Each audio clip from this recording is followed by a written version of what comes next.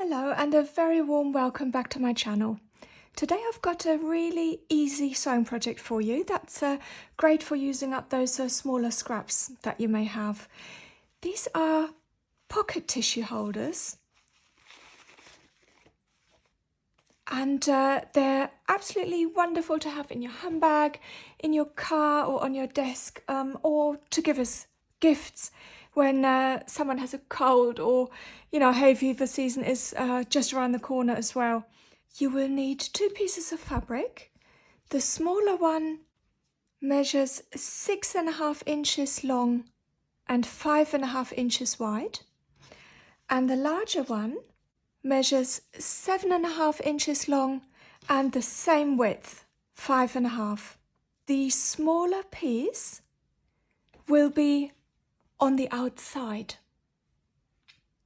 So to start with, put right sides together and sew with a 1/4 inch seam allowance,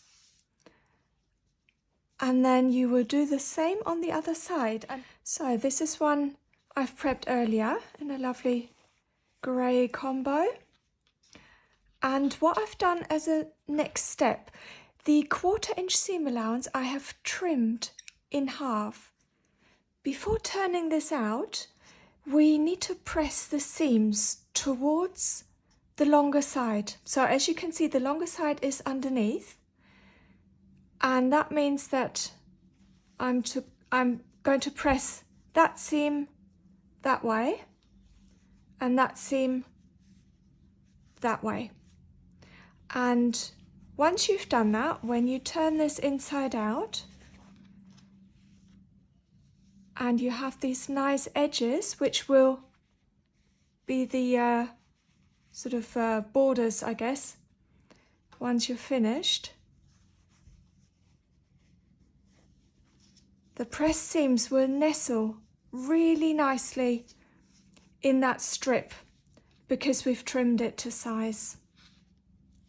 And then take your iron and press it again. So another one I've made earlier, and you can see that this lies nice and flat, and I've made sure that the width of this little strip is as even as it can be on both sides. So now you want to find the middle, either put a pin in there. I've used tailor's chalk and made a little mark on both sides, and you will fold both sides towards the middle, add a clip each side just to keep any gaps from appearing, keeping these sides together, and then sew down both ends with a 1/4 inch seam allowance. Before I do the sewing, actually, I wanted to show you that you can embellish any pieces at this stage. So I've just added some stitching, just followed the pattern a little bit and just some running stitches, and I've used sashko thread, which is nice and thick. I just like how that adds a little personal touch, and you can do embroidery, you can add some flowers, or you could even stitch some words to personalize it even further. You could add some beads as well, so possibilities are endless. Or actually, I'm thinking of new things as I record this, so you could actually add applique as well, applique shapes, and stitch around them.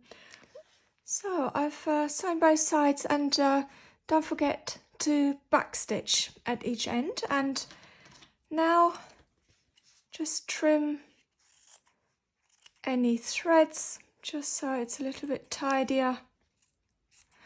And you need to clip these corners, and that will help reduce the bulk when you're turning this out in a moment, and will give you nicer corners. But obviously don't go through the thread, through the stitching, so just go as close as you can, like this. and go around and do all 4 corners.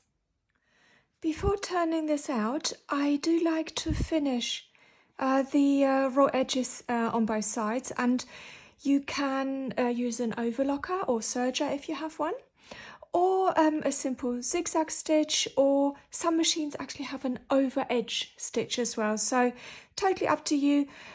You know, if you want to use pinking shears as well, that would work. So I used just a normal zigzag stitch, and I set the stitch width to 4.5 and the length to 1.5. And this is the fun part, turning it right sides out.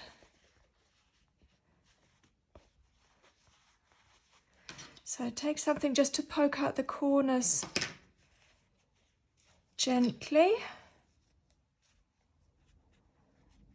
Just tease them out without going through.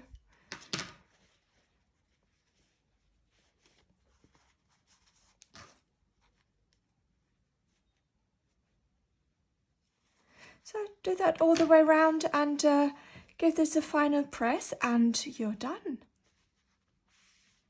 Thank you so much for watching, and I hope it's given you some ideas, and yeah, I look forward to seeing you again soon. Happy sewing. Bye bye.